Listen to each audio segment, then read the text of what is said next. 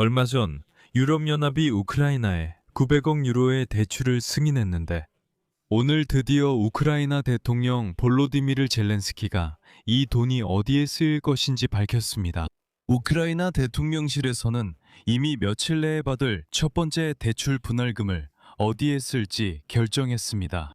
같은 시기 전문가들은 안타깝게도 내년, 즉 27년에는 유럽이 우크라이나를 위한 새로운 대출을 찾아야 할 가능성이 높다고 말하고 있습니다. 이와 관련해서 뉴욕타임스에는 다소 현실을 직시하게 하는 기사가 실렸는데 그 기사에서 저자들은 이렇게 말하고 있습니다. 유럽은 러시아의 우크라이나 침공이 장기화될 것에 대비하고 있습니다. 왜냐하면 모스크바와 키이우 간의 협상을 통한 해결 가능성에 대한 믿음이 점점 줄어들고 있기 때문입니다.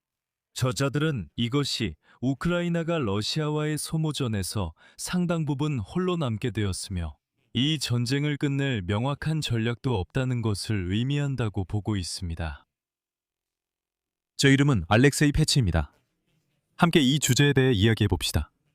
하지만 시작하기 전에 이 채널을 구독해 주시고 영상에 좋아요를 눌러주시며 아래 댓글로 여러분의 의견을 남겨주시길 부탁드립니다. 또한 제 텔레그램 채널 패치 뉴스도 구독해 주세요. 링크는 이 영상 설명란에 있습니다. 그곳에서는 최신 소식을 실시간으로 전해드리고 있습니다. 그럼 대출 이야기부터 시작합시다. 우크라이나 대통령 볼로디미르 젤렌스키는 900억 유로 규모의 유럽연합 대출 첫 번째 분할금이 무기 생산과 에너지 보호에 사용될 것이라고 밝혔습니다. 이어서 그의 발언을 인용하겠습니다. 900억 유로 규모의 유럽 지원 패키지에서 승인된 첫 번째 분할금은 우크라이나를 보호하기 위한 국내 생산에 사용할 것입니다. 이는 드론과 모든 군사 기술 분야를 포함합니다. 두 번째 분야는 에너지입니다.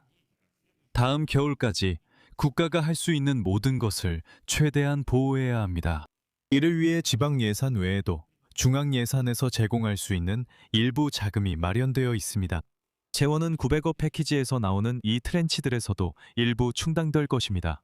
우리는 그중 몇십억을 에너지 인프라 보호에 특별히 할당할 계획입니다. 이 문제는 키프로스에서 유럽 지도자들과 논의되었습니다. 이런 상황에서 월스트리트 저널은 유럽연합이 2027년에 이미 우크라이나에 대한 새로운 대출을 승인해야 할 필요성에 직면할 수 있다고 보도했습니다. 왜냐하면 키이우의 자금 조달 격차가 계속해서 커지고 있기 때문입니다. 900억 유로 규모의 대출 계약이 체결되어 우크라이나의 예산과 국방자금 수요의 2분의 3을 내년 말까지 충당할 예정이었음에도 불구하고 말이죠. 하지만 이 돈만으로는 부족할 수 있습니다. 다음은 월스트리트 저널 인용문입니다. 외교관들에 따르면 내년 우크라이나의 자금 조달 격차는 초기 계산보다 더 커졌습니다. 키예프는 2026년의 예산 지출을 충당하기 위해 최소 190억 유로가 추가로 필요할 것입니다. 이는 유럽연합 EU 지도자들이 12개월 후 수십억 유로의 새로운 대출을 다시 요청해야 할 수도 있음을 의미합니다.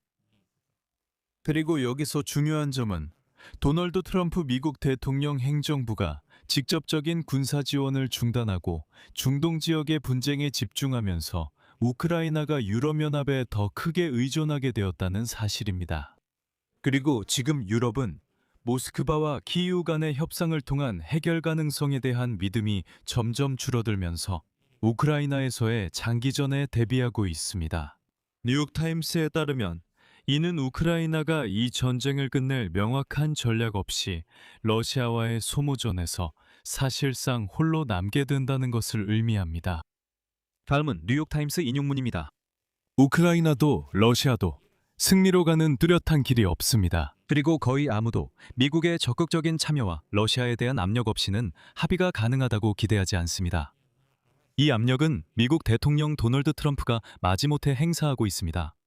동시에 양측 모두를 협상 테이블에 앉힐 만큼 충분한 영향력을 가진 다른 중재자는 없습니다. 트럼프가 24시간 안에 전쟁을 끝내겠다고 약속한 지 15개월이 지났지만 상황은 사실상 협상이 시작됐던 그 지점으로 되돌아왔습니다. 솔직히 말해서 이건 명백한 일이었습니다. 오직 도널드 트럼프와 그의 팀만이 우크라이나와 러시아의 이해관계가 양립할 수 없다는 사실을 이해하지 못했습니다. 그리고 유일하게 현실적인 방안은 우크라이나를 지원하는 것이라는 점입니다. 러시아가 군사적으로나 정치적으로 승리하지 못하도록 하는 것이 목적입니다. 그리고 지금 저는 볼로디미르 젤렌스키가 마침내 도널드 트럼프의 지지에 대한 환상을 잃었고 이제는 미국의 입장을 다르게 평가하고 있다고 말하고 싶습니다. 바로 이런 이유로 중동, 유럽, 심지어 아제르바이잔까지 모든 방문이 이루어지고 있는 것입니다. 젤렌스키는 새로운 것을 구축하고 있습니다. 하지만 여기에는 문제가 있습니다. 우크라이나와 유럽은 트럼프 및 미국과의 전반적인 협력을 포기할 수 없습니다. 유럽인들은 블라디미르 푸틴이 결국 전선에서 일부 성과를 기정사실화하고 협상으로 전환하는 데 동의할 것이라고 기대하지만 푸틴이 브뤼셀과가 아니라 워싱턴과 협상하기를 원한다는 점을 인정합니다. 그래서 유럽은 미국이 다시 적극적인 역할을 하기를 바라고 있지만 그 압력이 우크라이나뿐만 아니라 러시아에도 가해지기를 원합니다. 그리고 분석가들은 유럽의 지지 덕분에 볼로디미르 젤렌스키가 올해 안에 어떤 대가를 치르더라도 합의할 필요가 없게 되었다고 지적합니다.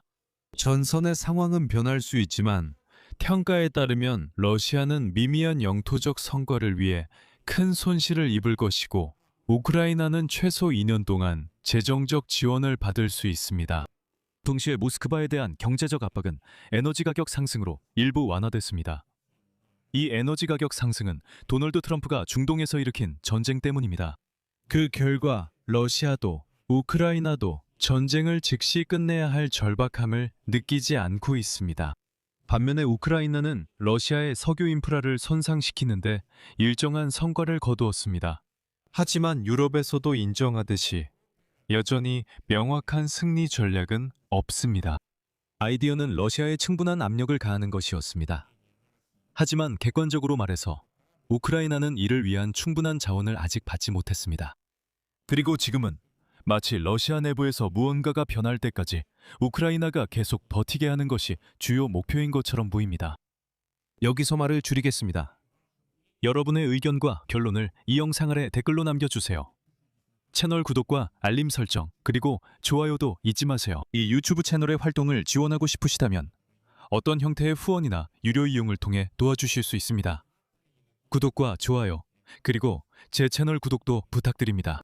В описании к этому видео или по QR-коду на ваших экранах. Буду благодарен за любую вашу поддержку. 오늘은 여기까지입니다. 건강 조심하시고 모두 안녕히 계세요.